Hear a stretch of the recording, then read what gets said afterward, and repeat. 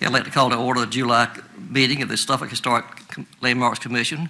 Could we have the roll call, please? Vice Chairman Bailey. Here. Commissioner Bissell. Here. Commissioner Coley. Here. Commissioner Emerson. Here. Chairman Hobbs. Here. Commissioner King. Here. Commissioner McCormickey. Here. Commissioner Schaefer. Here.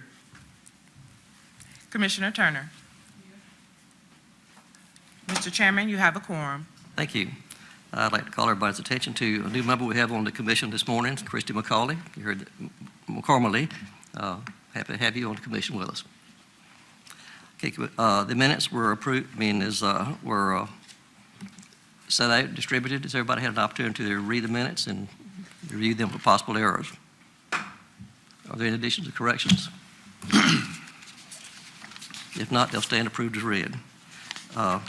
We have one item of business for necessary business, annual election of officers, and at this time I'll turn the floor over to Mr. Kennedy. Well, good morning, everyone. Again, it is that time of year again, and as your bylaws indicate, it's time to elect officers to the commission. So at this time, I'd like to open the floor to nominations for chair. Are there any nominations for chair? I nominate. Okay. I nominate Kermit Hobbs. I second that. Right. Are there any further nominations? All right. If not, congratulations, Mr. Hobbs. And I'd like to open the floor now to nominations for vice chair. I nominate Mr. Bailey. A second. It's been moved and seconded. Are there any other motions? Any other nominations? If not, Mr. Bailey, congratulations. And again, given that there aren't more than one nominations, a second and a vote are not necessary. So again, congratulations. Thank you. Okay, we have, under old business, we have one request for certificate of appropriateness, HLC 2023-0010, submitted by Hugh L. Ewer, Jr. applicant on behalf of H. Ewer Properties Incorporated, property owner, for exterior alterations at property located at 111 Linden Avenue. The property is further identified as zoning map number 34G16A18, Suffolk Voting Borough, Zone RM, Residential Medium Density Zoning District, and HC, Historic Conservation Overlay District. Can we have the staff report, please? Morning. This request is for exterior alterations on a contributing structure located at 111 Linden Avenue. The property is part of the West End Historic District, which was last surveyed in 2003. The subject property and surrounding properties are zoned RM, Residential Medium Density District, Zoning District, and HC, Historic Conservation Overlay District. As shown, there are some, there's an area of CBD just to the north of the property. This application is a result of a property maintenance notice of violation issued on March 6th of this year that then necessitated a notice of violation from zoning on March 30th as the repairs were made without a certificate of appropriateness. This image is from Google Maps dated August 2012, which shows the porch as the property maintenance does in their report, which you do have attached to the staff report as well, where the first floor porch details match the second story porch details. When evaluating the guidelines, staff would not recommend approval of the repairs as completed and presented in the application. The guidelines state that damaged porch elements should be repaired in such a way that all details match the existing porch. The repairs as completed do not meet this objective. The guidelines go on to state that porches should not be stripped of historic details and that porches should not be radically changed as they serve to define the building's overall historic character. Again, the repairs as completed do not meet this objective. With that being said, based on these findings of facts, staff recommends denial of the proposed actions for HLC 2023-00010 as presented in the application. However, staff would recommend the applicant come into compliance with the guidelines and repair the porch such that the details on the first floor match the details of the second-story porch as seen in Staff Report Exhibit C. Staff recommends approval of HLC 2023-00010 with the conditions noted in staff's report. This concludes my presentation, and I'm available for any questions following the public hearing. Thank you. Thank you. Okay, we'll now open the floor for the public hearing. Was anybody here who would like to speak in favor of the application at this point? Yes, sir. Step forward. Go up to the mic, please. Hi, good morning. My name is Hugh Yor Jr. We had received a violation to fix the rot on the porch, and I wasn't aware that I had to get a certificate of appropriateness, and that's the reason I didn't. I hired a licensed contractor to do the work, and it cost around $1,500. And I had him lined up to also replace the railings on the second-story porch, and he was going to do it the same as he did the first story. And since then, I called that off to see what would happen with this. And I would like to go ahead and have him replace the railings on the second porch. The house is, I believe, is built in the 40s, and it was built as a duplex. The rent is affordable for two families who live upstairs and downstairs. And I would like to request that my application be submitted as is. And that's all I have to say. Any questions from commissioners? Okay, thank you. Would anybody else like to speak in support of the application? Anybody who'd like to speak in opposition to the application? If not, we'll close the floor for the public hearing, open up to discussion among the commissioners. Any comments from commissioners? Permission to ask Mr. Yor some questions? Sure. Mr. Yor, good morning.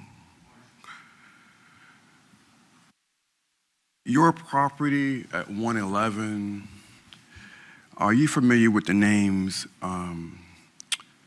Miss Joyce Best and Miss Walker? Yes, the Joyce Best is the downstairs tenant, and Miss Walters is the upstairs. That is correct. And with Miss Joyce Best, would you say that either one of them are semi-incapacitated, whereas it requires railings or any additional support? She has a roommate that is handicapped, and he's elderly, and he does need a railing for the steps. I have pictures right here. I can show the rest of the commissioners that that person is incapacitated. It's not in the pictures that's in the packet.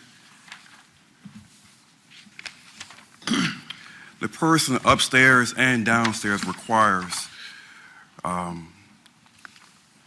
walkers. Is that correct? I only know of the person downstairs that does. Well, And excuse me, yeah. I'm asking for a certain reason, if I may. well, and I understand, Okay. but from a legal standpoint, the information at a minimum needs to be given to Mr. Ure so he can see what you're talking about. And really the way facts, that since the public hearing has already been closed, it's really the place for that would have been for that to go through staff to be presented as part of their report rather than independently from a member of the HLC. So at this point, I think at a minimum, Mr. Ure needs to be given these photographs, and I think for future reference, if there's additional facts that are to be presented during the public hearing, that the best way for that would probably be to go through staff as a comment. Thank you. Well, forgive me for not asking the questions before the public hearing was closed. Well, and I apologize. It's not just the questions. It's the fact that the photographs are coming through a member of the HLC rather than coming through staff. And I can take a look at that issue a little bit further and be sure and give any additional guidance. But it is out of the normal routine protocol, particularly with photographs that Mr. Ure hasn't had access to before the hearing. Thank you. I won't interrupt again. Apologize. You're fine, sir. Thank you for that clarification. Well, am I permitted to ask any further questions of Mr. Ure? Oh, most certainly. That's always part of the process for the members of HLC. The concern I had was regarding specific photographs that he has not, and has he received a copy of those? Okay, great. That he hasn't had a chance to prepare in advance or respond to. Yes, sir. Thank you. So, in visiting with Ms. Bess and Ms. Walker on yesterday, it gave me greater clarity in regards to the situation at hand as it pertains to the rails. Ms. Joyce Bess, as you stated, has a roommate, whereas he requires a wheelchair, and he has multiple walkers inside of the residence. The upstairs residence, likewise, as you see in the photographs, requires a walker. So I would have to be inclined to believe that that was the purpose for building the rails. Is that correct? Well, the porch railings that were originally on there had rails that went down the steps. So the reason that we replaced the railings is because they needed it. They had some rot. The pillars that support the second-story porch, they had the contractor replace the base of those. They had some rot at the bottom. He did a good job with that. They added the two smaller posts just for reinforcement for the top porch. But so the reason that we replaced the railings is because they were due to be replaced. I mean, the steps had railings before. That concludes my questions, but this is what I'm getting at more succinctly. The Greek philosopher Aristotle said that the great state in which citizens have moderate and sufficient property, and this property is not a property, it's not in Pitchcutter Farms worth $1 million property. It's not even a property that has HVAC. It has window units. However, the bottom story resident has been there 16 years. The top story resident has been there 5 years. And they spoke nothing but good things as it pertains to Mr. Ure. Now, if you go on Google reviews, you wouldn't see that. You would see a 2.4 rating and one person just really being really bad. But the whole point of my discussion is that the rails were built for the bottom resident.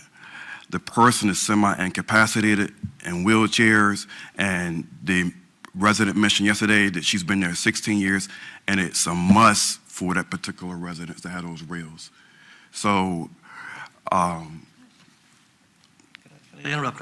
Go right ahead. What I fear here is that the safety issue, as far as like the person, I feel like might be beyond our scope of responsibility. I mean, I think we need to look at it strictly from the standpoint of architectural, the violation of the guidelines, the possible violations of the guidelines that we've been given. There's the lower tier railings versus the upper tier railings.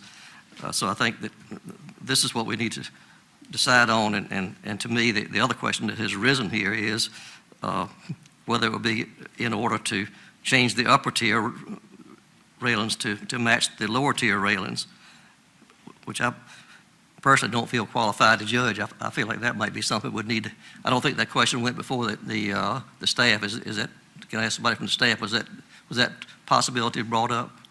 If y'all considered the possibility of changing the upper tier railings? Be the first time that I would have heard that.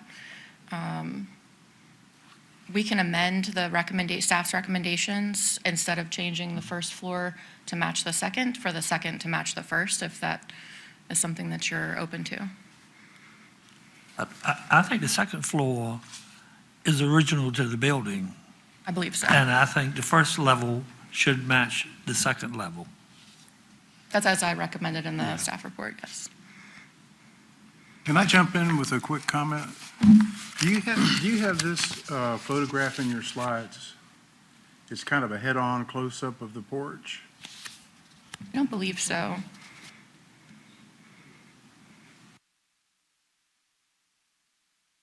Is that from one of the notice of violation pictures? It's in Exhibit A, but it's not numbered different from the other photographs I've got. And the reason I'm referencing it is it gives you a good look at as you're facing the building, the left-hand pier. Looks like it's listing about 2 degrees away from the building. And who knows if it's differential settlement or damage, but I think that's, as an architect, that would be my primary concern, not from a historic standpoint, but from a structural safety standpoint. Before any repairs are made to the piers, you want to get, or to the columns, and I want to make sure that pier is level, because most things that start to settle keep settling the same way. And eventually, if that pier should cut loose, the second floor would collapse and anybody standing on it. So I'm just thinking, talking about replacing the rail upstairs, if you were to have a subsequent tenant that invited all their friends over for some beers on the second deck, if that load would be enough to cause that pier to fail, you could have some catastrophic results. So I would highly recommend, and I know it's not part of the application, but it looks to me like you need to plumb up that pier, and any supplemental structural supports like those 2 columns you put on either side of the rail, those would not be adequate, I don't believe, to hold that corner up. If it should fail, it would still kick down. So that's my 2 cents. I would just like to throw that in there as something that probably needs to be looked at sooner than later. Yes, sir. Mr. Bailey. I think, if I may add, and this is more so in support of what your statement, with the additional, I guess those are 4x6s that you added for those rails. If the top tenant actually uses you can't see it on the porch, but in the photo that I took yesterday, or when I visited yesterday, the top resident actually used that rail to dry her clothes. So that particular porch is used quite a bit. And those 2 4x6s, whereas those new railings, which are not, of course, a part of the original, yes, thank you, was used by Mr. Ewer to provide additional support for that roof. Am I correct in that assessment, sir? Yeah, it's to reinforce and to help reinforce the top porch.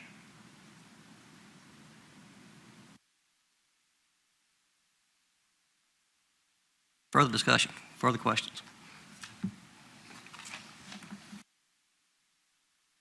Would anybody like to make it? Okay, we have another. Of course, you all's jurisdiction is around the architectural feature and the historical integrity of that feature. These structures would require a building permit, and that structural review would be a part of that permit review.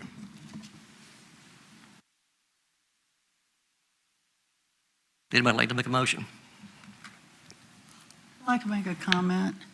In the original overview that she gave us, it says that this building on the subject property constructed around 1895, not 1940s.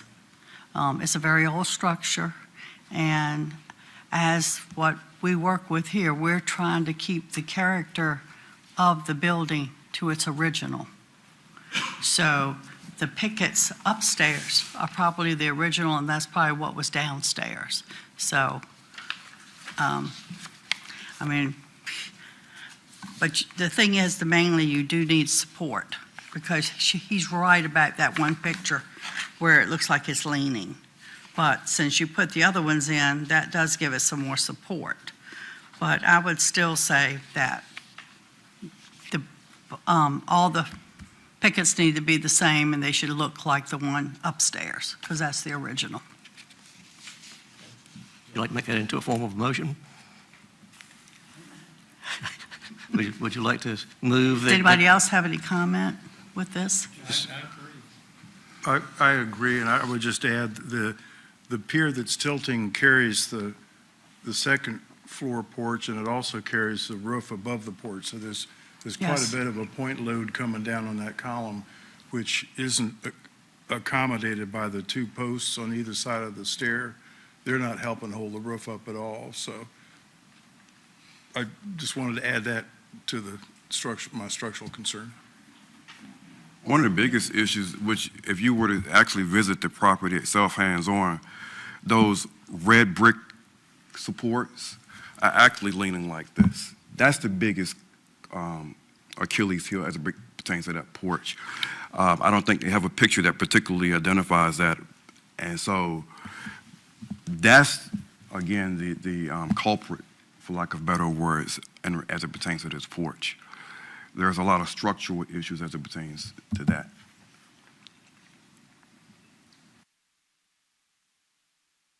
Is there a motion that we approve the staff's recommendation? Make a motion. Motion and a second. Is it you, Brian? Go ahead. I make a motion that we approve the staff recommendations. I agree. Okay, motion and a second. Further discussion? Can we have a roll call vote, please?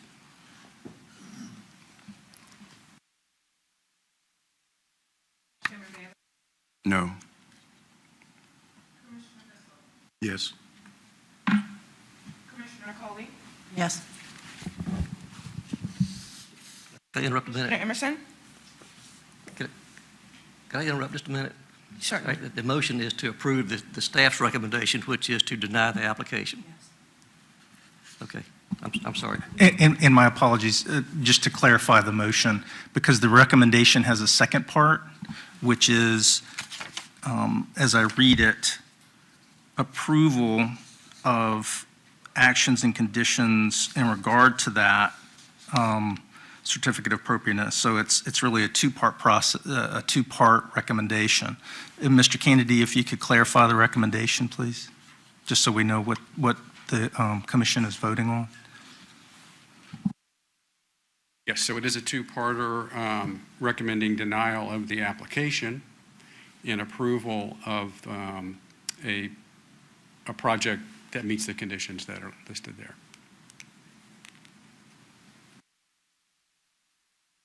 Do you understand? Okay, I'm sorry. Sorry for interrupting. Start again? Yes, please. Okay. Well, and is that understanding that that is the recommendation, and everybody on the commission, is that your motion? It is, yes. Thank you so much.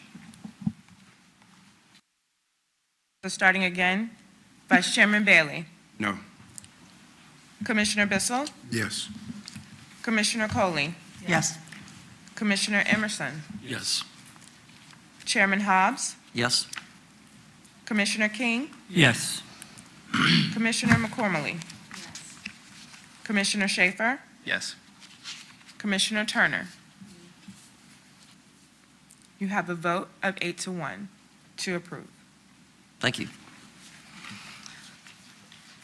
Next item of new business, presentation for a request of a certificate of appropriateness for HLC 2023-00013.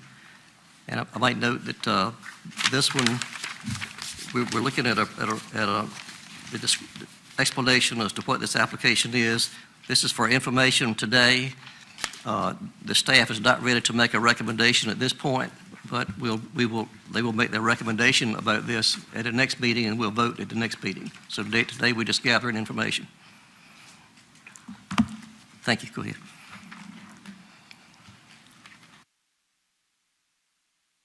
Okay. Hi, everyone. My name's Katie Paulson. I work for Commonwealth Preservation Group. I'm representing the developer of this project. We are the historic tax credit consultants working on the project. So this will be very informal. I believe you guys have already had the application for a couple of weeks maybe. So if you've looked through it and have any questions at this point, feel free to interrupt me to ask. So just a little background on the building. It was constructed in 1925 as the Hotel Elliott. It's currently vacant. There have been at least 2 fires relatively recently in the last maybe 10 years or so, and it's just sort of been generally neglected for a number of years. So the condition has been deteriorating over that time. And it is the subject of a rehab tax credit project. They are seeking both state and federal tax credits for this project. And that includes both improvements to the exterior, which we'll be reviewing today, as well as a full interior renovation. So I just wanted to start by kind of walking through each building component and kind of talking about the current conditions and then what the proposed work is.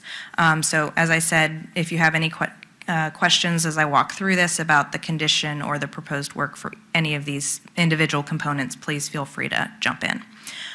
So the exterior walls of the building are running bond brick with glazed terracotta detailing. The brick has been repaired in some cases. In this one photo, you can see that they sort of smeared mortar over it to, maybe make some repairs. So there's some work that needs to be done there to kind of both repoint existing deteriorated mortar and then sort of evaluate the condition of the bricks themselves and make sure they're structurally stable.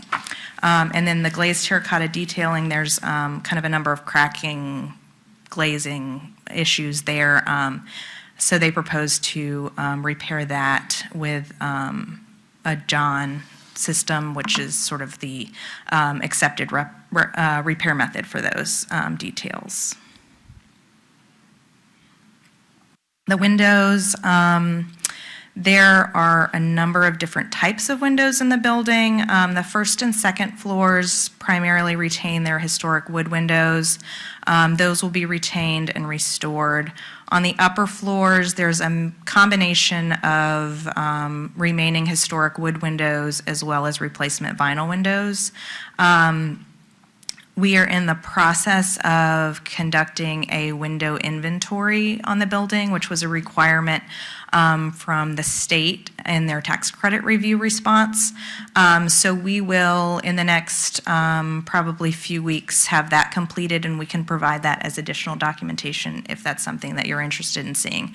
But essentially, we document each individual window on both the exterior and the interior and make an evaluation of those windows. So we can certainly provide that to you. The state requested that because we did propose to replace all of the existing windows on floors 3 through 8. I do know that the majority of the windows on 7 and 8 are vinyl already, and that most of the wood windows that are remaining are on the rear elevation. So we can certainly provide that information to you once we've completed that documentation. The proposed replacement windows for the upper floors are pre-finished aluminum clad windows that will match the 6/1 configuration seen in these 2 photos. So the photo on the left shows the condition of one of the remaining historic wood windows, and the photo on the right shows one of the replacement vinyl windows.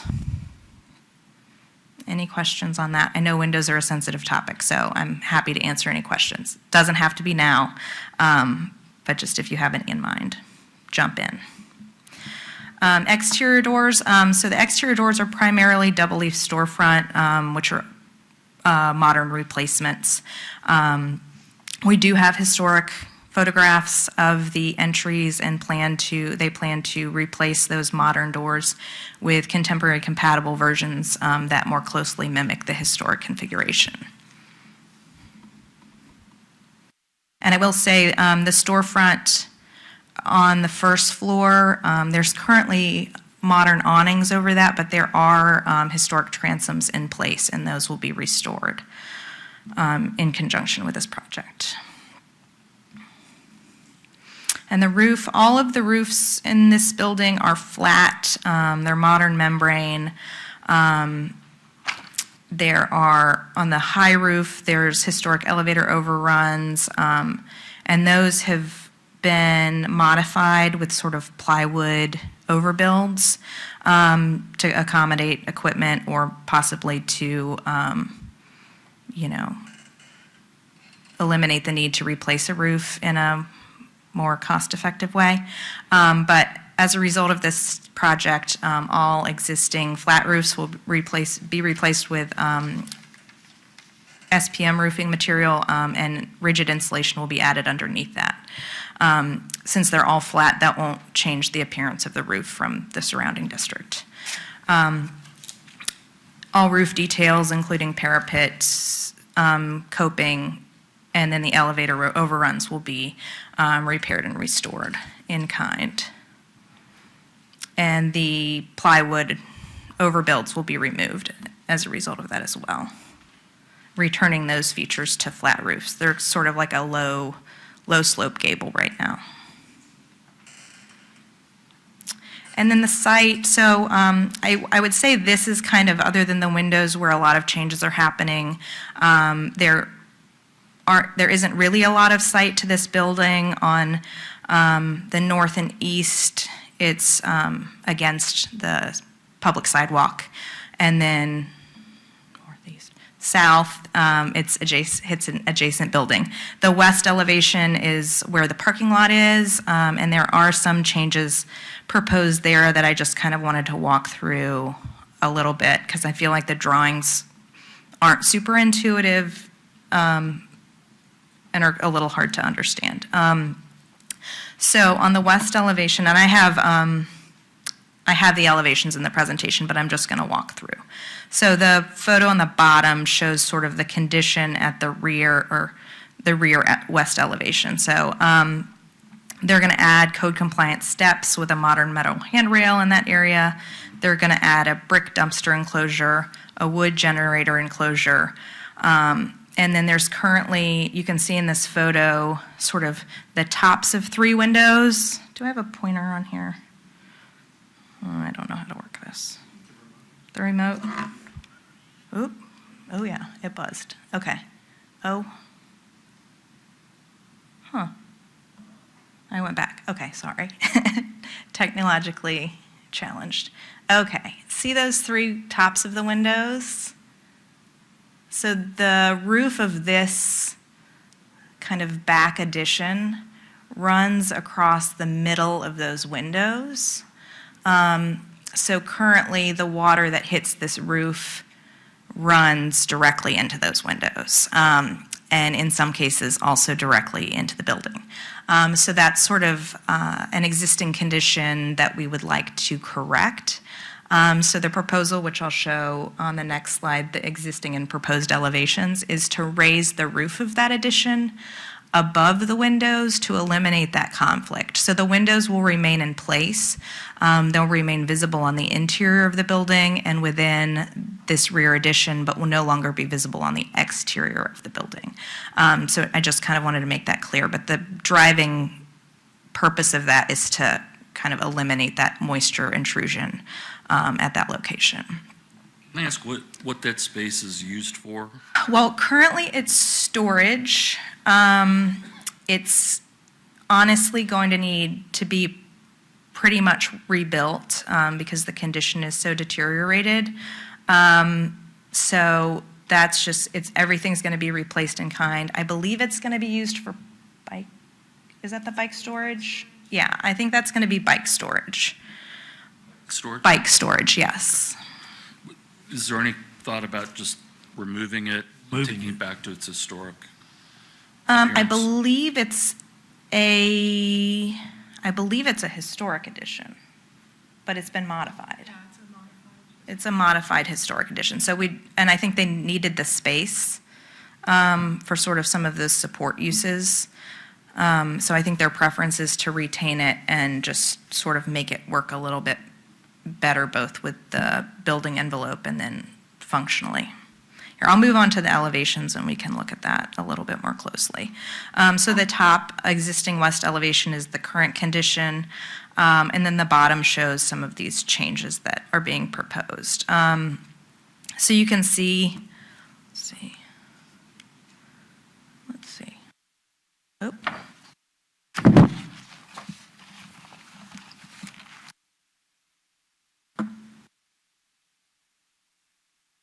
Okay, there we go. Have to hold it. So you can see here how those windows are visible above that addition, and then in this, how it's raised slightly just to eliminate that conflict. And some other changes in this area are making sort of some code compliant changes to existing doors, like this one. And then you can see the brick dumpster enclosure here, and then the generator enclosure is going to be over here. And all windows, I believe all steel windows on this elevation and wood windows, because it's first and second floor, will be retained and restored. And this gives you a better idea spatially of where the dumpster enclosure and the generator are going. So those are highlighted in red. And the dumpster enclosure will be brick, and the generator enclosure will be painted wood.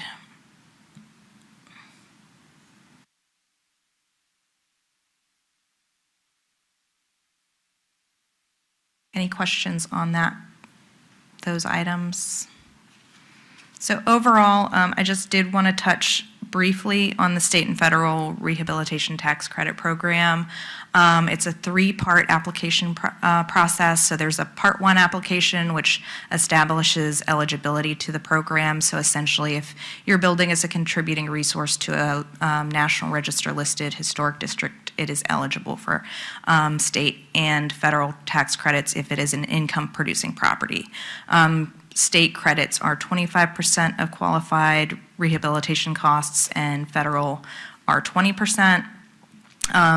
These applications are reviewed for state credits by the Virginia Department of Historic Resources and for federal credits by the National Park Service. And this review is underway. The Part 2 has been submitted and reviewed by the state. The Part 2 is essentially the information we've given you, but also includes the interior scope of work. So we provide a written description of the existing conditions of each building component, and then the proposed work supplemented with the drawing package, cut sheets, photographs, and then that's reviewed for sort of compliance with the Secretary of the Interior standards for rehabilitation. So that process is underway. We're awaiting our federal response on the Part 2. Any conditions we get, we respond back to them by amendment. And then at the end of the project, we will file a Part 3 for the credits, and that is a comprehensive set of photographs along with a cost certification documenting the expenditures on the project. And if the photographs meet the scope of work as described in the Part 2 and any subsequent amendments, it is approved. And we all move on with a much better building. So please let me know if you have any questions. My contact information is here if anything comes up after this meeting, and then we'll come back in August for formal review. Okay? These are these are to be apartments again? Yes, Is that ma'am. correct? Mm-hmm. And are they like one bedroom or? I think they are mostly 1 and 2 bedrooms, a combination of 1 and 2 bedrooms. Any other questions before we leave this? With that in mind, with my fellow commissioners' question, will those who were displaced because of the fire a couple of years ago, will have any kind of incentive to come back in by any chance? I have no idea. Okay. Thank you. Thank you so much. Okay, can we have staff reports, please? Property maintenance.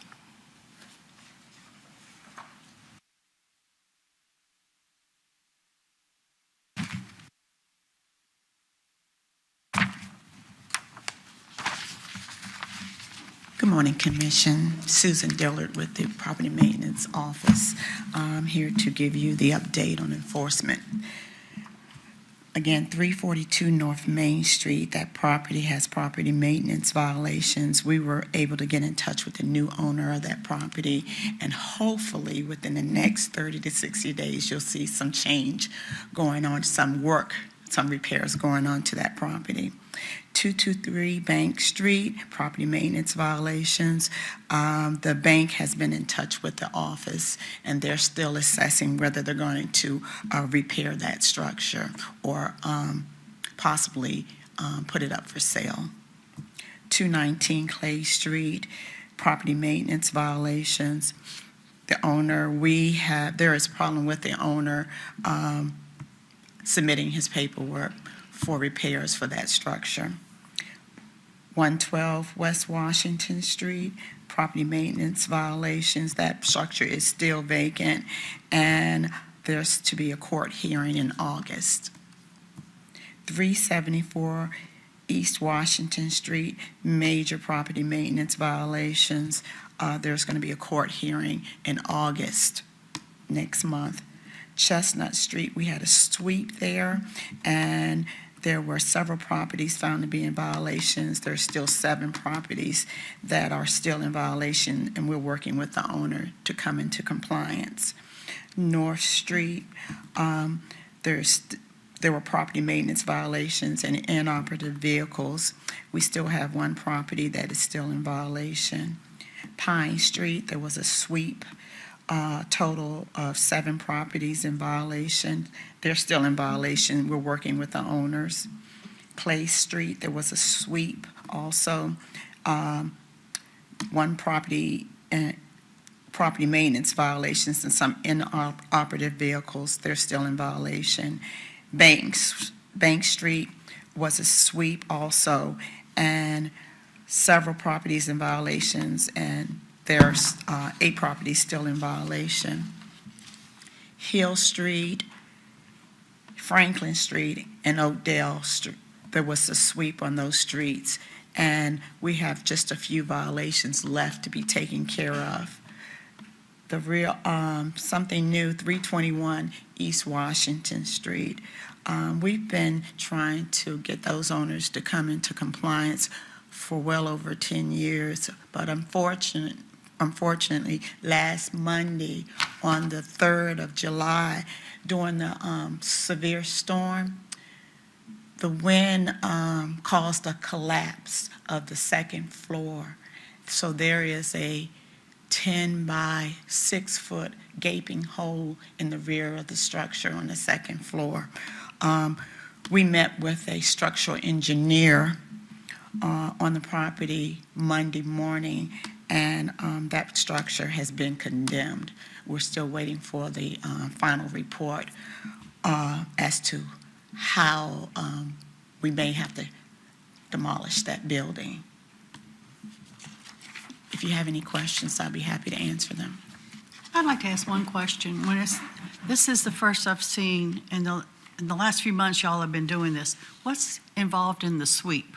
We just go through certain streets or neighborhoods, and we conduct the property maintenance. We conduct inspections for violations of the property maintenance code, inoperative vehicle, and care premises ordinance. If we find any violations, we contact the owners and send them a notice of violation. Okay, thank you. You're welcome. Thank you. Thank you. We have a zoning update, please.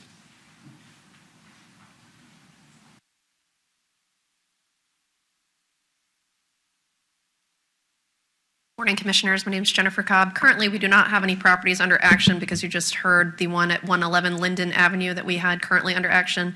As Susan said, we will be starting to conduct sweeps in this historic area as well for zoning violations.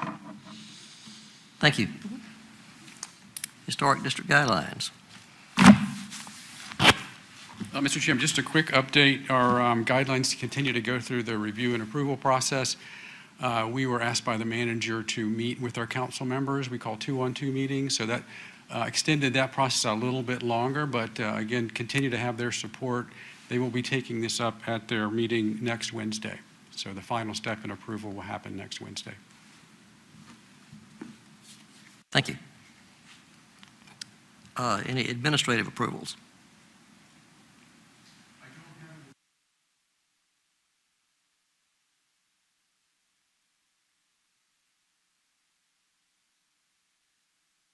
Unless you all have questions. Yep. And do you have any other announcements? Are there any other announcements? Just quickly, I want to remind you all, particularly our new members, we will continue to keep you up to date as we learn of continuing education opportunities, training opportunities for you all. There's some really good stuff out there, and we'll pass that to you in the form of an email. And let us know if you see anything out there that you want to share with your fellow commissioners. All right, thank you. Thank you. Okay, this concludes our agenda, and therefore we will declare the meeting adjourned. Thank you.